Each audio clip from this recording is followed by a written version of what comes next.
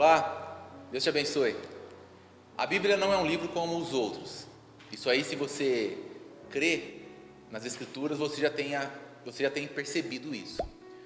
Agora, existem alguns textos nas Escrituras que nos chamam a atenção de tal maneira para essa verdade, de que pessoas escreveram no passado pela inspiração divina, que a gente chega a ficar surpreso ou admirado, maravilhado com essa realidade. E o salmo que a gente vai verificar hoje é um desses textos aí.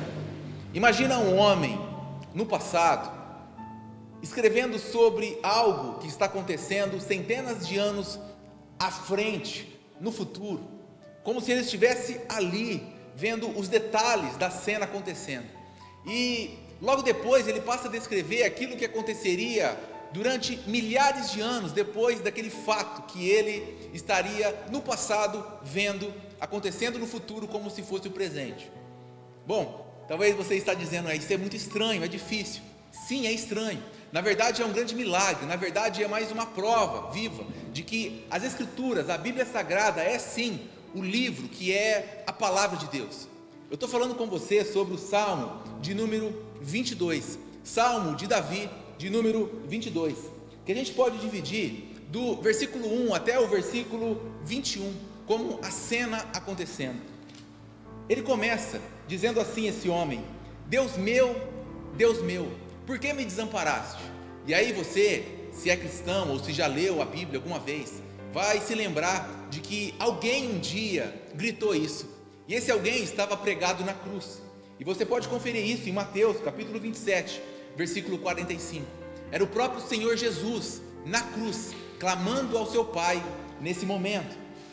E o Salmo de número 22, ainda nessa primeira fase, afirma, no versículo 6, eu sou um verme e não homem, e sou motivo de zombaria. Ele está dizendo que aquela pessoa que está vivendo essa história se considera menor do que um homem, porque as pessoas que estavam próximas estavam oprimindo ele, e não estavam dando a ele nenhum tipo de dignidade que daria a qualquer outro humano. Ele estava sendo tratado como um ser abaixo daquilo que é humano, como um próprio verme. Versículo 7, caçoam de mim todos os que me veem balançando a cabeça com insultos contra mim, e dizem assim, recorra ao Senhor.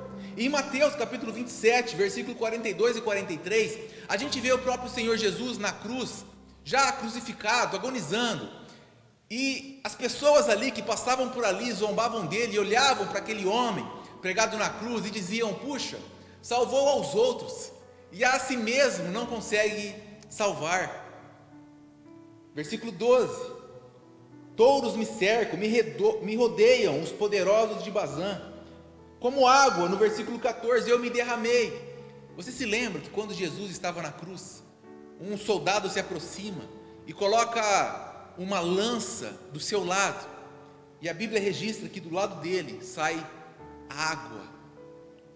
O homem que está escrevendo isso, parece que estava sentado aos pés da cruz e vendo tudo acontecer nos mínimos detalhes. Versículo 15, o meu vigor secou-se como um caco de barro, e a minha língua gruda no céu da boca. Ele está dizendo, em João capítulo 19, versículo 28, nós lemos que Jesus chega em um dado momento da sua crucificação, e diz lá João, para que se cumprisse a escritura, ele diz, tenho sede, e ele disse isso para que fosse cumprido aquilo que estava escrito aqui, no Salmo de número 22, e esse homem, agonizando, depois ainda de morto, teve as suas roupas divididas. Versículo 18 aqui diz isso. E quando nós lemos em João capítulo 19, versículo 23, nós lemos que a roupa de Jesus era sem costura, e quando as pessoas pegam a sua roupa, os soldados pegam a roupa do Cristo, depois de morto, eles resolvem não rasgá-la por conta disso, mas eles decidem lançar sortes sobre aquela roupa, para ver quem era o sortudo que ficaria com a roupa do Cristo que havia sido crucificado, exatamente como está escrito aqui no Salmo 22.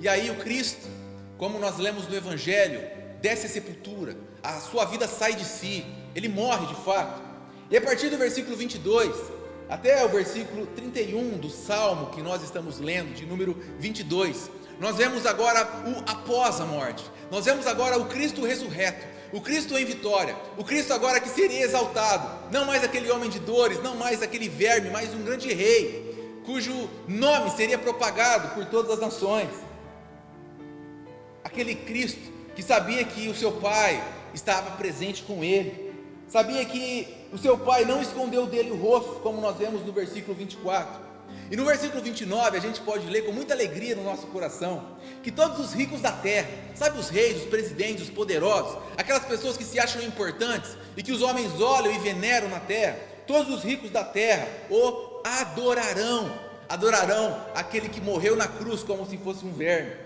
haverão de ajoelhar-se diante dele. Você sabe que a Escritura diz que todo joelho um dia se dobrará diante do próprio Senhor Jesus.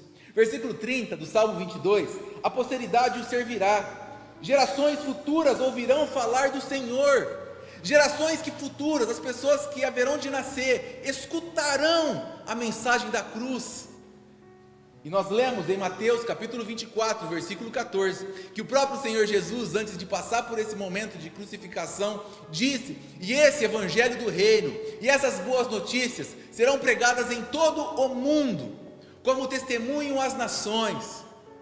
A posteridade ouvirá a respeito da crucificação e ressurreição de Jesus, e então virá o fim. Há um povo, versículo 31, que ainda não nasceu, proclamarão seus feitos de justiça, pois ele agiu poderosamente.